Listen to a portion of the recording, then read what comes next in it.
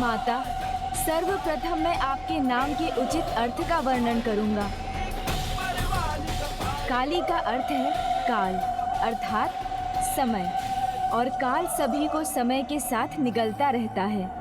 आकाश के समान आपकी अनंतता का प्रतीक है आपका नीला वर्ण, और जो अनंत है उसे कोई साधारण सीमित वस्त्र कैसे ढक सकता है। इसलिए आपको दिगंबरी कहा जाता है, क्योंकि आपका आवरण तो संपूर्ण अंतरिक्ष है।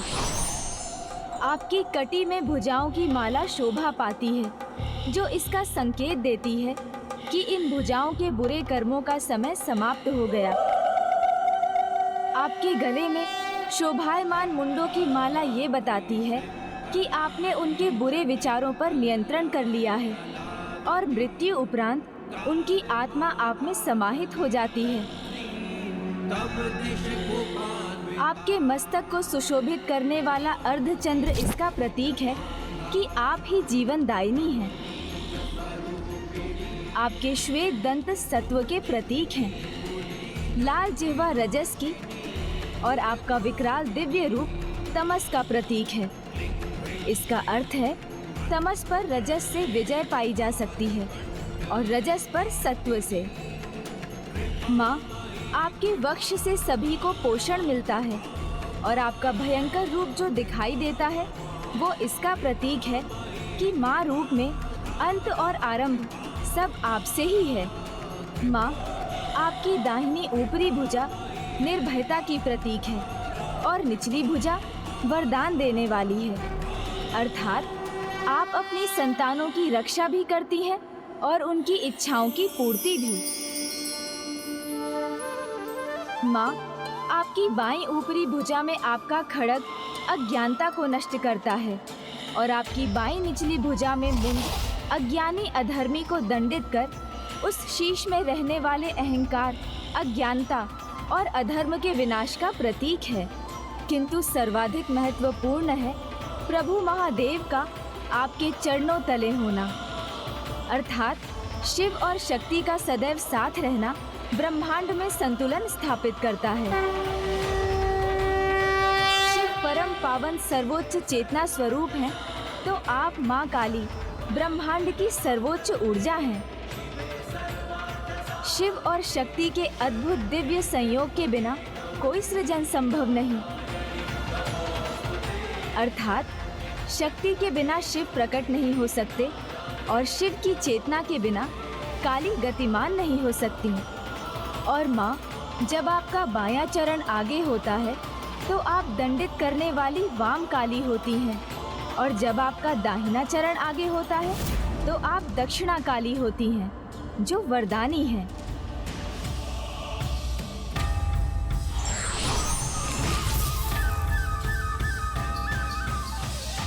मैं तुम्हारे ज्ञान, तुम्हारे उत्तर से प्रभावित हुई गणेश। ये तो मात्र एक परीक्षा थी, क्योंकि सीमुख को दिए गए वरदान के अनुसार मैं भी कार्तिकेय के दूत की प्रतीक्षा कर रही थी। अब तुम यहाँ पहुँच गए हो वीरबाहु, तो मैं यहाँ से प्रस्थान कर सकती हूँ।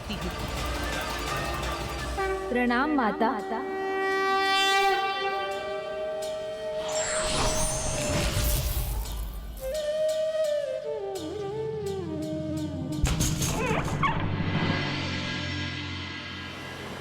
चलिए वीरबाहु जी।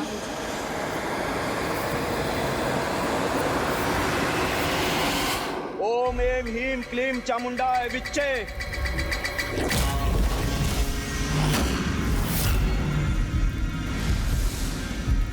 ये कैसा शुभ संकेत?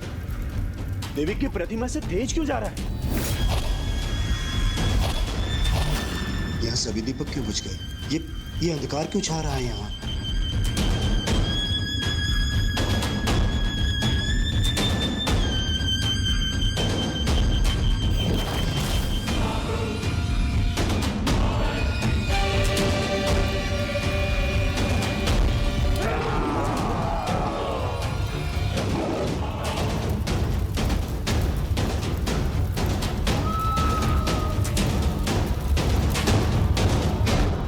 महेंद्रपुरी जिनकी कृपा से सुरक्षित थी, वो अब यहाँ नहीं है। देवी चामुंडा यहाँ से प्रस्थान कर गई। किंतु कोई बात नहीं, यदि कोई यहाँ से भीतर प्रवेश कर भी गया तो उसे बाहर नहीं जाने दूंगा मैं। उसे यही प्राण त्यागने पर विवश कर दूंगा मैं। किंतु मुझे ये सब माता को बताना पड़ेगा। आज माँ और ज्येष्ठ से इतना स्नेह पाकर मैं अति आनंदित हूँ। आनंदित तो अब हम होंगे जब तुम हमारा कार्य पूर्ण करोगी, उस जयंत को हमारे सामने झुकने पर विवश कर दोगी और तुम्हें ये ज्ञात भी न होगा।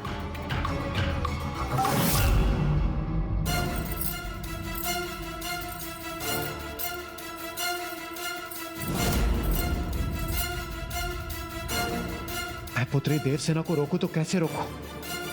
यदि ऊंचे स्वर में मैंने कुछ कह दिया तो हम ही प्रभु कार्तिकेय के ध्यान को भंग करने का कारण बनेंगे। नहीं नहीं वीरबाहु जी, ऐसे नहीं जा सकते हम। अस्त्र शस्त्र देखते ही सभी वहाँ सतर्क हो जाएंगे, युद्ध आरंभ हो जाएगा। और इतना ही नहीं, युद्ध में व्यस्त हो गए तो ना आप जयंत तक पहुँच सकेंगे और ना ही उसकी रक्षा कर सकेंगे। इसलिए अपने अस्त्र छिपाइए। हमें चतुराई के साथ ऐसे प्रवेश करना होगा जिससे किसी को हमारे वहाँ होने का आभास भी ना हो। उचित है प्रभु गणेश जी।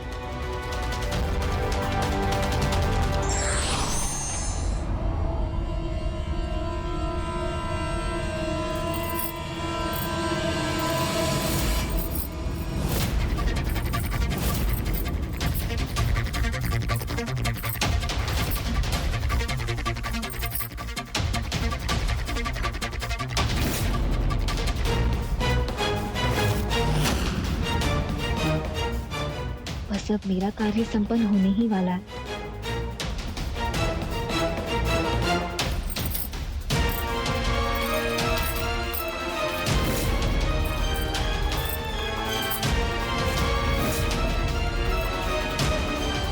प्रभु गणेश जी, शीघ्र लौट आइए, कहीं स्थिति और बिगड़ न जाए। लौट आइए गणेश जी, कहीं स्थिति और न बिगड़ जाए। अब मैं क्या करूं? वहाँ रहता हूँ तो यहाँ समस्या उत्पन्न होती है और यहाँ रहता हूँ तो वहाँ स्थिति नियंत्रण के बाहर हो जाती है।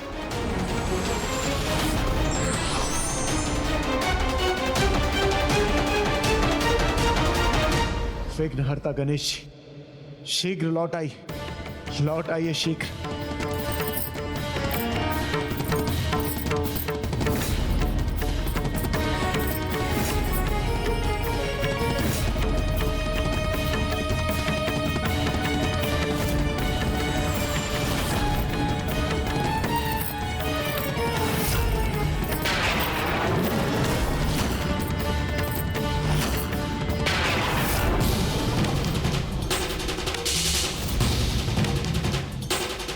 प्रभु, अंततः हम यहाँ पहुंच ही गए।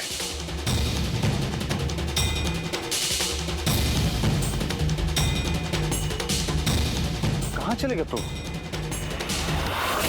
ओम सुब्रमण्यम कार्तिकेय स्वामी, ओम सुब्रमण्यम कार्तिकेय स्वामी।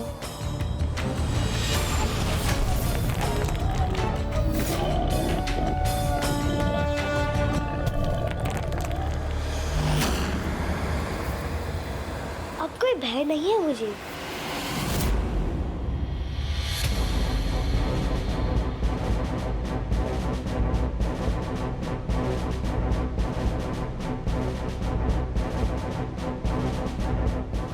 प्रथम पूज्य के मार्गदर्शन में द्वार तक तो पहुंच गया। अब मुझे स्वयं आगे बढ़ना है, किंतु उनका सुझाव मानकर बिना किसी का ध्यान अपनी ओर आकृष्ट किए बिना ही जाना होगा मुझे। और उसके लिए एक ऐसे स्थान पर पहुंचना होगा मुझे जहां से मैं समूची महेंद्रपुरी को देख सकूं और सबसे सुरक्षित मार्ग ढूंढ सकूं।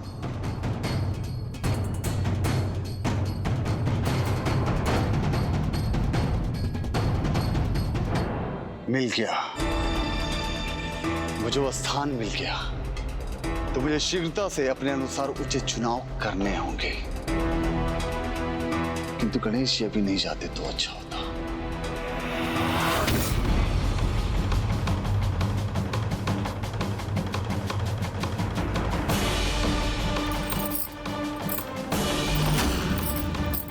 भ्राता तो बहुत क्रोधित हैं।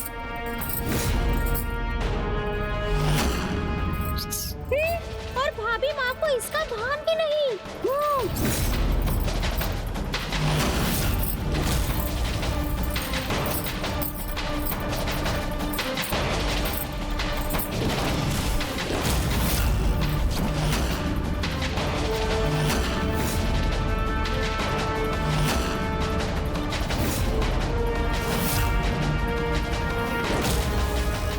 मेरी पायल की ध्वनि प्रभु का ध्यान भंग कर रही थी और मुझे इसका आभास भी नहीं था कि क्या हो गया मुझसे। नहीं, कोई अनिष्ट नहीं होना चाहिए। भ्राता के क्रोध के कारण भाभी माँ का कोई अहित हुआ तो अनर्थ हो जाएगा।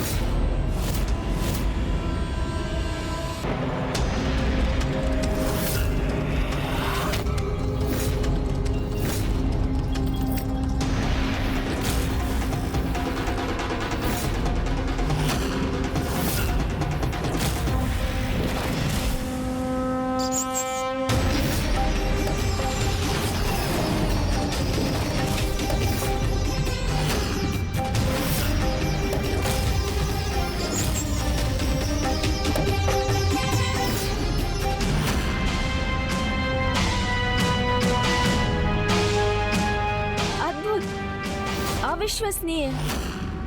ओहो, ऐसी भक्ति, ऐसी निष्ठा देखकर मैं भाव विभोर हो गया हूँ। आप इतना कठोर परिश्रम कर रही हैं, जो कोई सबल पुरुष भी करे तो थक जाए। ये तो अपार भक्ति, पूर्ण समर्पण का ही परिणाम है। इन्होंने आपको सूर्य देव के ताप से बचाने के लिए इस छप्पर का निर्माण अत्यंत परिश्रम पूर्वक किया है। सर्वथा अद्भुत है आपकी ये परम भक्त।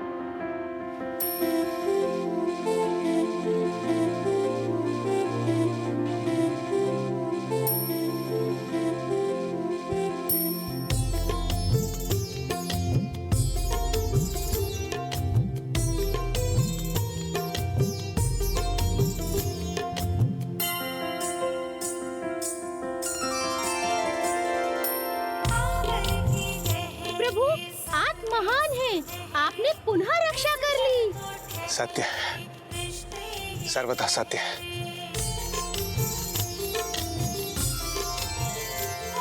मुझे क्षमा करे प्रभु कि पायल से आपका ध्यान भंग हुआ, किंतु मेरा वो उद्देश्य नहीं था। मैं तो बस आपके विश्राम के लिए ये स्थान बनाना चाहती थी।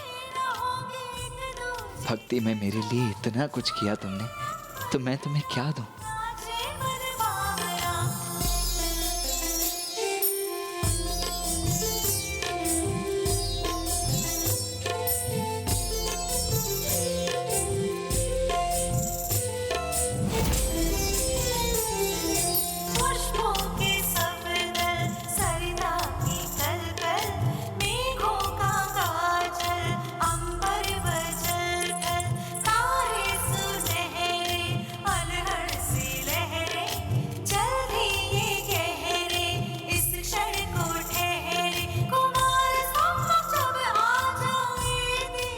ये मेरे कारण इतनी आहत हो गई और मैं इसे ही अपनी क्रोधाग्नि से भस्म करने जा रहा था।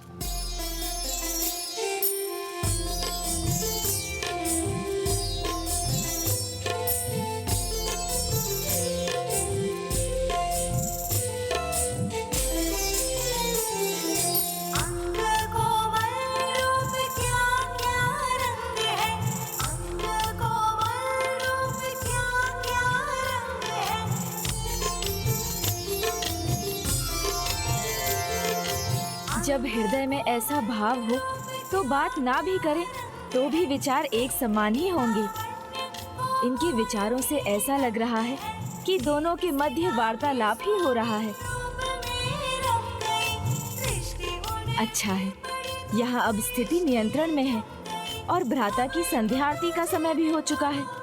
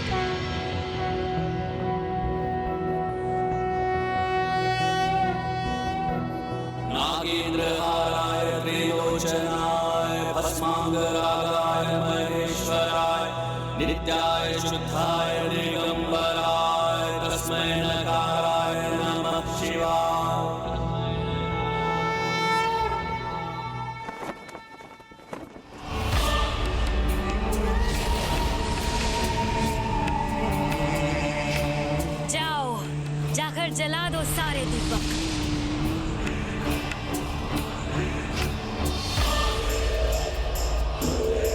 सिंहमुखन, तुम यहाँ इतने चिंतित क्यों हो? कहो क्या बात है?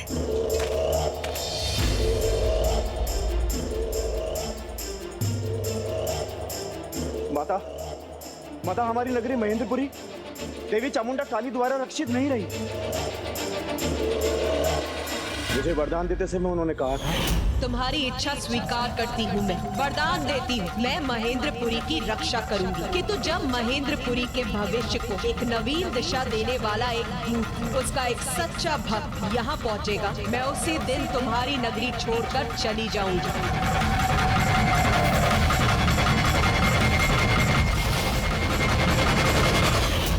महेंद्रपुरी का भविष्य परिवर्तित कर देगा। कौन है वो? मेरी नगरी है ये। इसका भूत, वर्तमान, भविष्य सब मेरे अधीन है। और मेरे पुत्रों के सिवाय ना इस पर किसी का अधिकार था और ना ही होगा। माया सुरासई की महेंद्रपुरी किसी देवी के भरोसे नहीं। चली गई तो उसे जाने दो। विश्वास रखो, अभी तुम्हारी माँ सुरासई जीवित है और वो अपने साम्राज्य को सुरक्षित रखना भली भांति जानती है। हाँ माँ, उसमें भला क्या संदेह, किंतु हमें सावधान होना होगा। इसलिए मैं अभी जाकर महेंद्रपुरी के कोने कोने को छनवा देता हूँ। यदि सच में किसी ने प्रवेश किया है तो वो आपके सामने होगा। नहीं सुरापद्मन, तुम असुर सम्राट हो, महेंद्रपुरी के प्रभु हो। ऐसी तुच्छ कार्य तुम्हें शोभा नहीं देते। जाओ अपने पुत्र सुद्धमुखन को आदेश दो। वो ये कार्य करने में पूर्ण रूप से सक्षम है। महेंद्रपुरी का कोई भी कोना उसकी दृष्टि से नहीं छुपा। जाओ उसे आदेश दो कि वो शीघ्र ये कार्य संपन्न करे।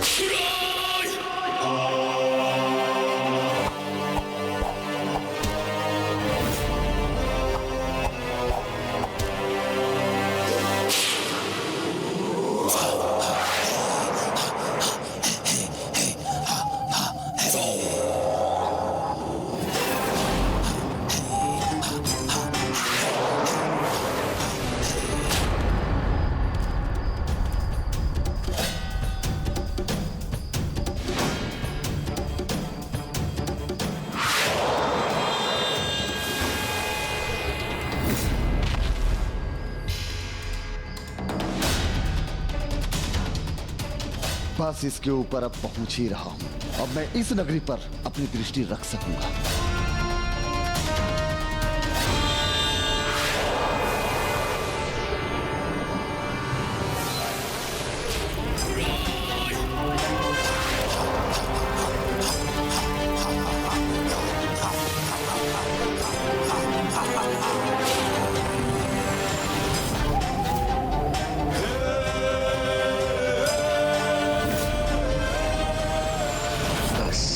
अब एक क्षण में इनकी दिशा पलट जाएगी।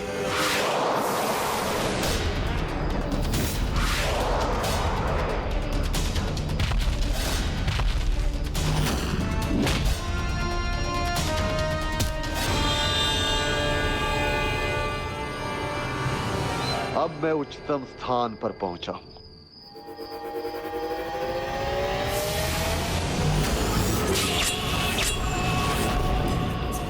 अब ये दोनों शूल मेरे नियंत्रण में हैं।